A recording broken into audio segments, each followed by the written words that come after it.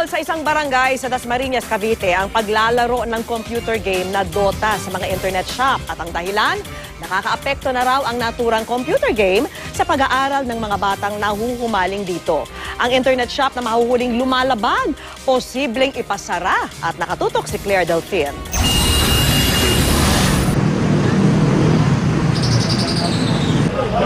May Dota, pakicheck please. Ito na ang ika-30 internet cafe na ininspeksyon ng mga opisyal ng barangay Salawag sa Dasmariñas, Cavite. Ang inspeksyon, bunsod ng inilabas na resolusyon ng sangguniang barangay nitong Lunes na nagbabawal sa paglalaro ng Dota sa internet at computer shops sa buong barangay. Maari lang daw itong laruin kapag nasa bahay at kung may patnubay ng mga magulang. Kasunod daw ito ng pagkakawili ng maraming bata na nagpupuyat at umaabsent sa klase.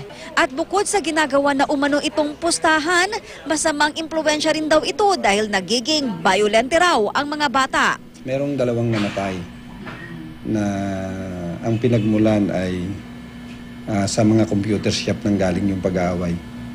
And nalaman namin na ito pala ay naglalaro ng mga games sa computer shop at isa nga dito ay yung sinasabi nila na Dota. Ang computer shop na lalabag, papatawan ng 1 hanggang 2 buwang suspensyon sa first offense. Ipapasara naman ang shop sa second offense at sa ikatlong pagkakataon, babawian na ng barangay business clearance. Wala naman daw problema ayon sa nakausap naming nagpapatakbo ng isang computer shop. Pero wala naman pong naglalaro nun eh. Laos na po kasi talaga yun eh.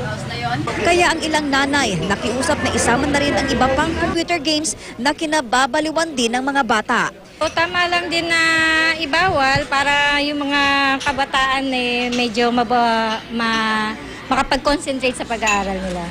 Diba? Kasi minsan yung iba, ang baon nila, itatabi lang nila, iipunin na para lang pandota nila. Dahil bawal na, nakontento na lang si Marlon sa panunood sa video ng mga Dota games na laro ng iba at naka-upload sa internet. Para sa akin po, hindi naman po nakakasama yung pagdodota eh. Kasi po parang ito na lang po yung parang libangan ko lang. 30% sa 100,000 populasyon dito sa Barangay Salawag ay mga kabataan. Ayon sa mga opisyal ng barangay, obligasyon nila na matutukan at maproteksyonan ang kapakanan ng mga kabataan. Kaya naman, puspusan din daw ang pagsasagawa nila ng iba't ibang aktibidad tulad ng sports upang tuluyang mailayo ang mga kabataan sa mga libangang magdudulot sa kanila ng kapahamakan. Claire Delfin, nakatutok 24 oras.